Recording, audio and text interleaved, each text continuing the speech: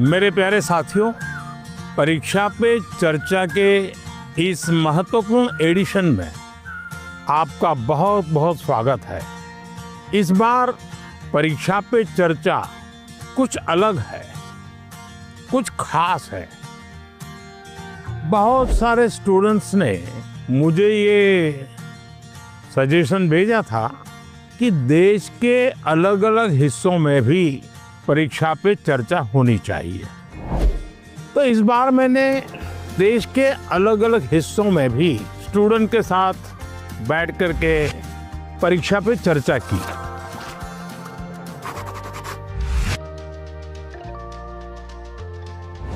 इस special episode में आप यही देखने जा रहे हैं। तो सबसे पहले चलते हैं तमिलनाडु के कोयम्बटूर।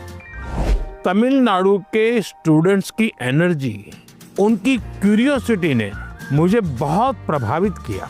आइए देखते हैं। बड़ा कम तो आप लोगों को कुछ खाने पीने को मिला कि नहीं? क्या मिला? नहीं, हमें घर से लेके आए थे। I couldn't believe my eyes when I saw him. First, I had expected like a dynamic, dramatic entry because he is the prime minister after all. But it was very simple, humble and down to earth. वो जब अंदर आए बस like goosebumps आने लग गए. It was really great. ऐसा है कि मैं कई वर्षों से 10th और 12th के जो बच्चे हैं उनसे बातचीत करता रहता हूँ परीक्षा पे चर्चा। और मैं बातचीत करता हूँ कुछ सीखने के लिए। मेरे लिए बहुत बड़ा ये सीखने का कार्यक्रम होता है, ये सिखाने का कार्यक्रम नहीं। तो मैं आज तमिलनाडु के नौजवानों को इसलिए मिल रहा हूँ कि मुझे कुछ सीखना है।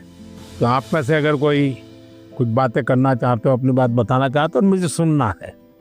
कौन शुरू करेगा?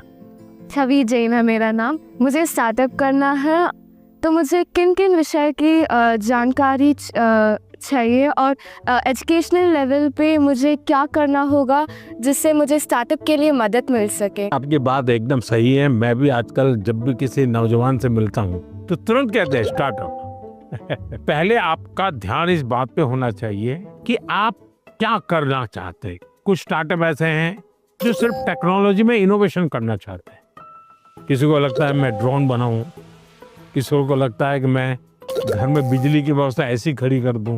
अपने किसी 4 दोस्तों को जानती होगी जो टेक्नोलॉजी में एक्सपर्ट हैं। एक आध दोस्त है फाइनेंस में एक्सपर्ट है। चलो 4 लोगों की टोली बना दे, साइड में अपन स्टार्टअप शुरू करते हैं।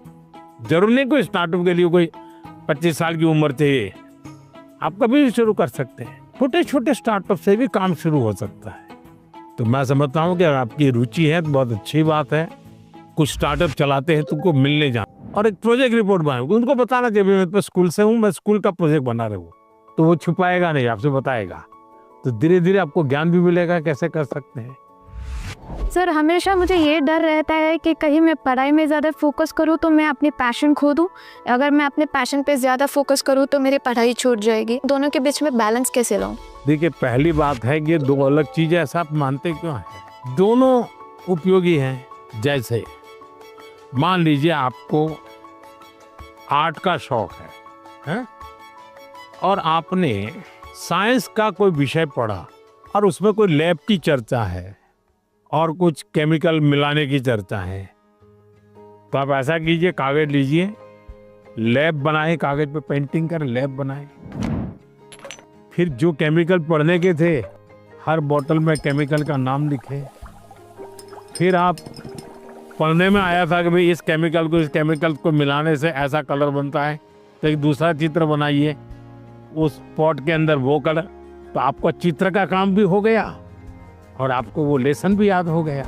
यानी एक साथ दोनों चीजें बहुत अच्छी तरह से आप कर सकते हैं। आपके थकान को उतरने के लिए भी एक प्रकार से आपके पास जो कला है, क्राफ्ट की, जो कुछ भी आपकी सीखने की इच्छा है, वो आपको मदद कर सकती है। डेली या सप्ताह में 2 दिन आधा घंटा इसके लिए दो।